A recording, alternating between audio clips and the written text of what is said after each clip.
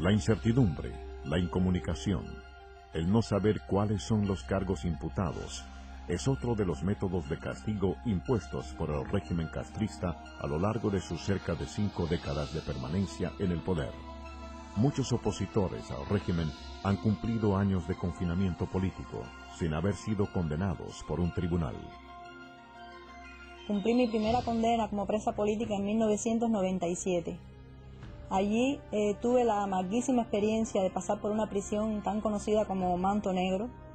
Después de haber cumplido mi condena en Manto Negro, pasé también por la seguridad del Estado del Centro de Investigaciones Villa Marista y Ciénaga, donde hubo de cumplir varios años sin siquiera ser condenada por un tribunal. Es decir, ellos decían que estaba bajo investigación, pero allí me tenían 6 meses, después me sacaban de Villa Marista y me llevaban para Ciénaga y 6 meses más, porque era el tiempo límite que tenían para tener una persona presa. En estas celdas de castigo yo conocí el lugar más siniestro del mundo.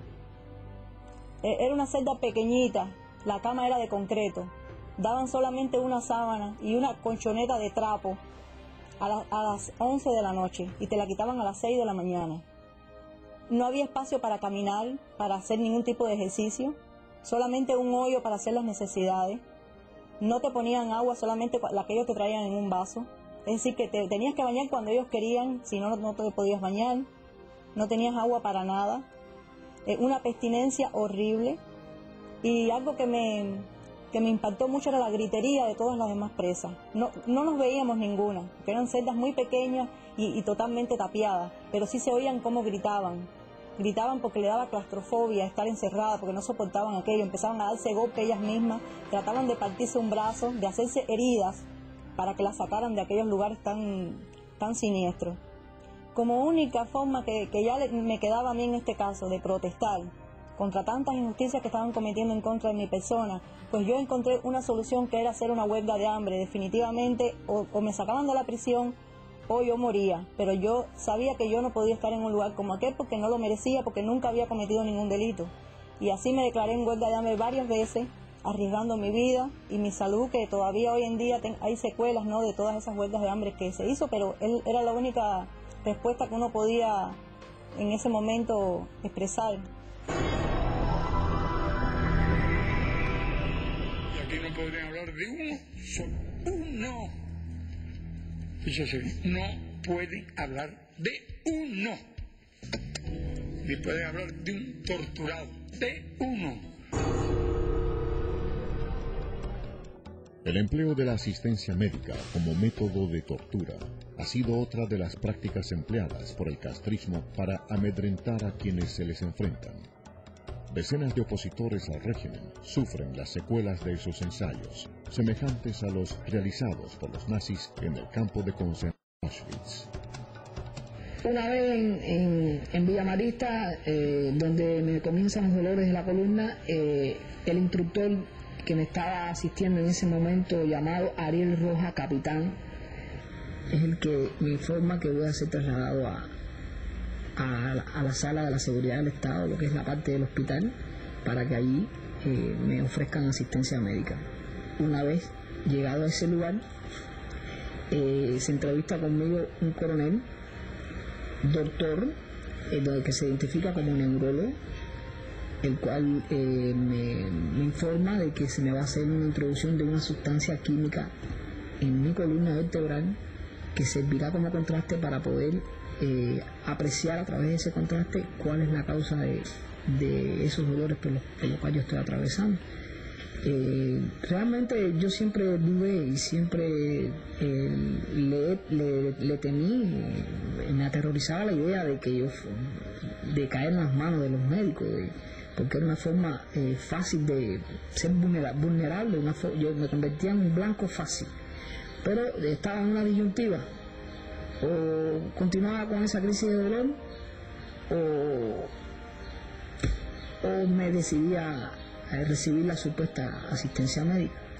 Ahí fue mi decisión, en la que yo acepto y me hacen ese tipo de tratamiento, y muy pronto, ya a las 72 horas, yo comencé a sentir los efectos de esa introducción de esa sustancia a través del canal medular, empecé a sentir dolores incesantes, mucho más agudos de los que tenía anteriormente, y ya no solamente en la zona de la columna, sino que en la zona de la cabeza.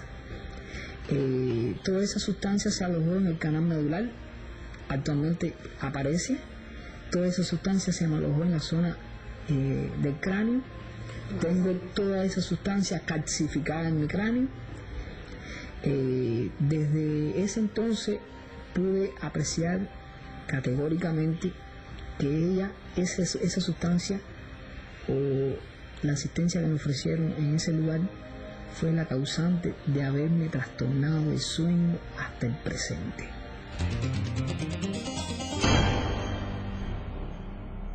En su afán por neutralizar la oposición, el régimen castrista ha empleado durante sus más de 4 décadas de permanencia en el poder los métodos más inimaginables, con un objetivo: desarticular a la oposición política cubana.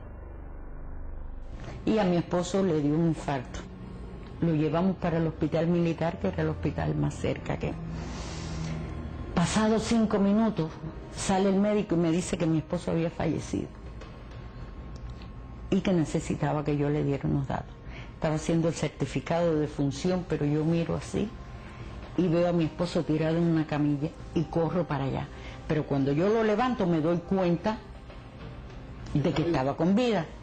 Entonces empecé a pedirle ayuda al médico. Empecé a pedirle ayuda y ayuda y ayuda. Tuve que decir una grosería, gritado, y decirle que no estaban contando ni tuerca ni tornillo, que estaban trabajando con seres humanos. Y llegó hasta donde estaba él y se dio cuenta efectivamente que estaba con vida, que era innegable. Entonces me separó y me dijo que saliera. Le dieron reanimación, efectivamente estaba con vida. Pero tuvo una anoxia cerebral que lo llevó a un coma irreversible. Ahí duró 17 días.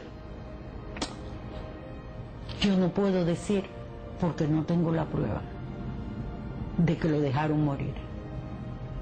Pero sí tengo eso por dentro, de por estar yo en contra del sistema, que no le hayan prestado la atención que se merecía.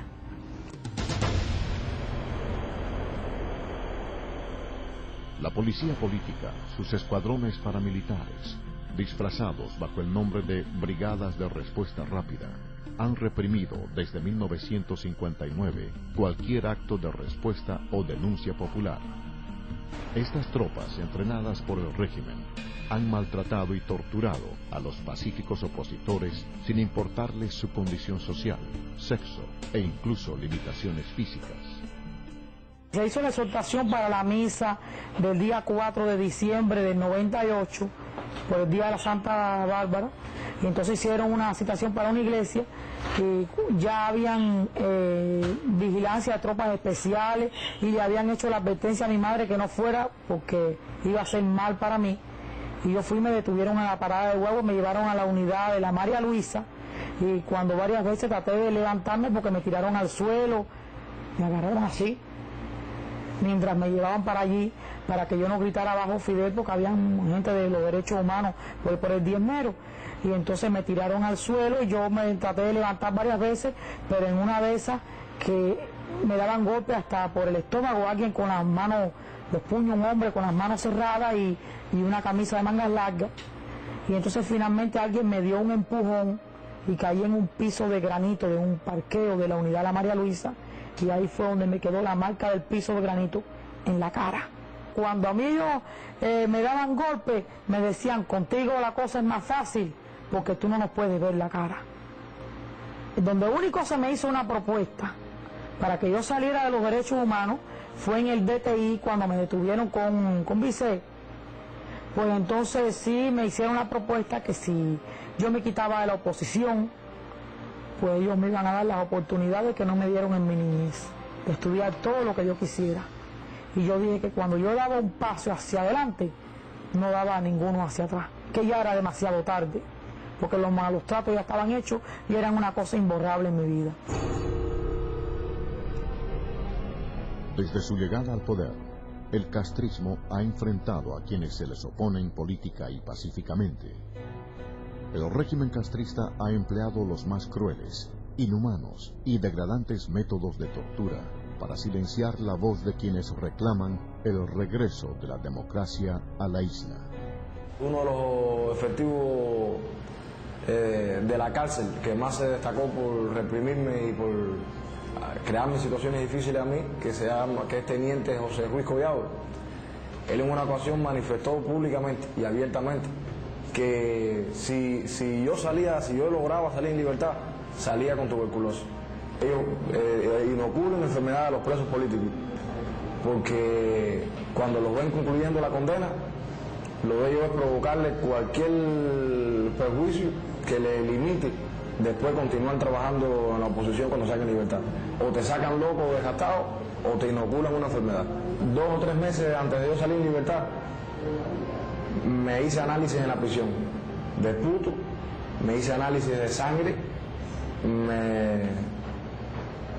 entre otros análisis, todos dieron negativo. Cuando salí en libertad,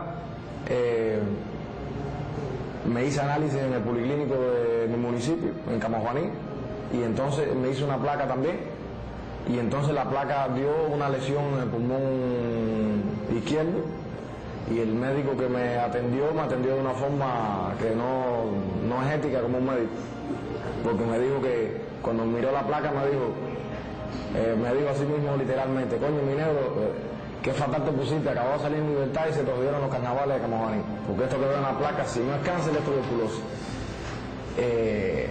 Y entonces a partir de ahí me hice unos cuantos análisis y dio tuberculosis en codificación número 3. Este es el uniforme carcelario en Cuba, y el que fue entregado también en el invierno más crudo de Cuba, en el invierno del 2000. Esta es la camisa sin manga, sin cuello. Este es el uniforme carcelario, entregado en el invierno más crudo del 2000, y con esta misma tela se produce una caja de muertos en Cuba. Así que el mensaje que recibe tu subconsciente es que estás en un lugar que va camino a la muerte.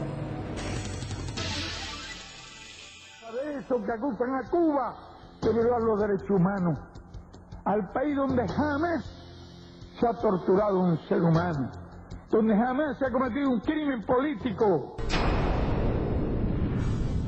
Miles de hombres y mujeres han muerto víctimas de la represión del régimen.